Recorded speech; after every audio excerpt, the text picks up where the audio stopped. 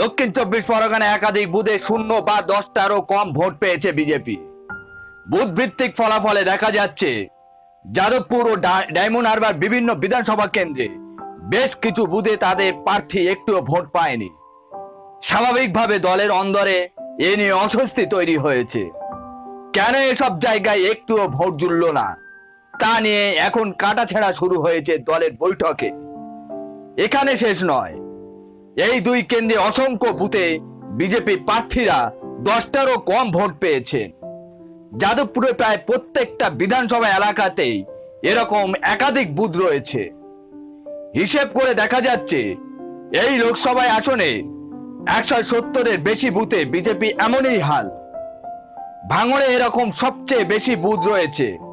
তাছাড়া বারুইপুর পূর্বে 35টা বুথে, বারুইপুর পশ্চিমে 21টা বুথে 10টারও কম ভোট পেয়েছে বিজেপি। ভাঙড়ে 6টি বুথে ভোটাররা বিজেপিকে একটিও ভোট দেয়নি। ভাঙড়ে সিপিএম খারাপ ফল করেও চতুর্থ হয়েছে, কিন্তু তারা সব বুথে একটি হলেও ভোট পেয়েছে।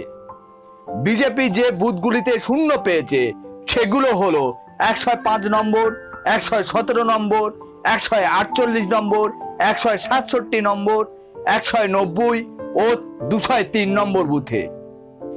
ডায়মন্ড হারবার লোকসভা অন্তর্গত ফলতা, ডায়মন্ড হারবার সহ আরো কয়েকটি বিধানসভায় প্রচুর বুথ রয়েছে যেখানে বিজেপি একটিও ভোট পায়নি। এরকম বুথে অসংখ্য ফলতা বিধানসভায় সব থেকে বেশি বলে জানা গিয়েছে। এখানকার বুথগুলো নম্বর হলো 18 নম্বর, 50 নম্বর, 134 নম্বর, 169 নম্বর, 170 নম্বর, 183 নম্বর, 184 নম্বর সহ আরো অনেক বুথ রয়েছে যেখানে বিজেপি একটাও ভোট পায়নি। বজবজে 190 নম্বর ও ডায়মন্ড হারবার 177 নম্বর বুথে বিজেপি একটাও ভোট পায়নি।